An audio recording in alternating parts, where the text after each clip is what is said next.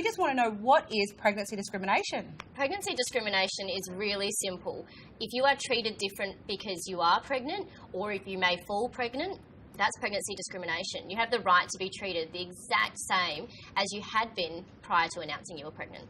But I get it that when you are pregnant and you're at work and say you would normally be carrying like really heavy boxes, I would appreciate it if someone said, do you want me to take this for you now? So I guess, is that intentional or unintentional discrimination? Essentially, if your role within the employment is being reduced because you're pregnant, that's discrimination.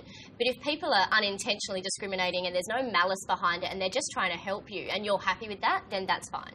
What do you do if you feel like my boss is trying to get rid of me because I'm pregnant?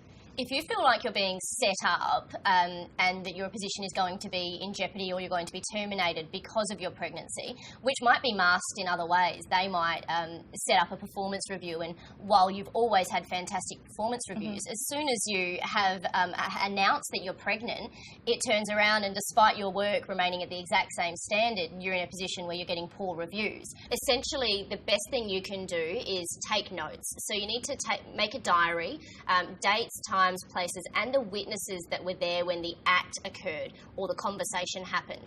That's to protect you. But essentially, if you feel like you are being set up, have a chat with your boss. If you have that type of relationship with your boss and you feel comfortable, just raise it with them.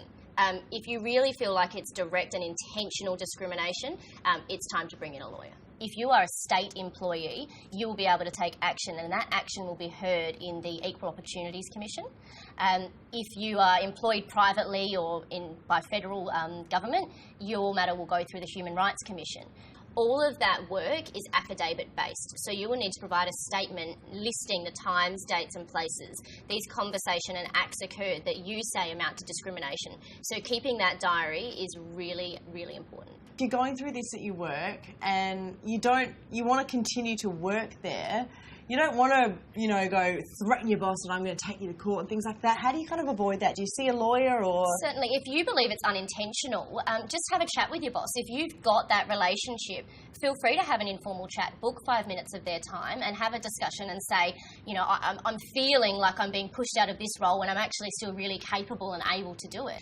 If you're not comfortable to raise it via talking to them, think about putting it into writing. Reduce it to writing and put it into a letter, and that way you have a copy of it and you're making sure that what you want to say about the situation is recorded and there for him to consider.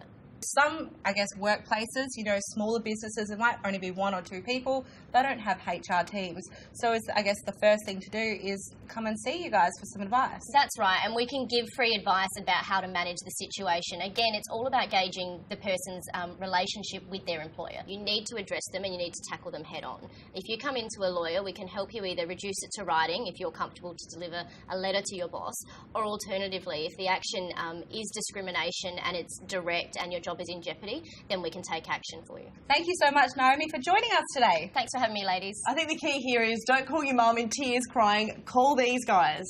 Find their website, find them on Facebook, give them a call. Thank you so much again. Thanks for having me.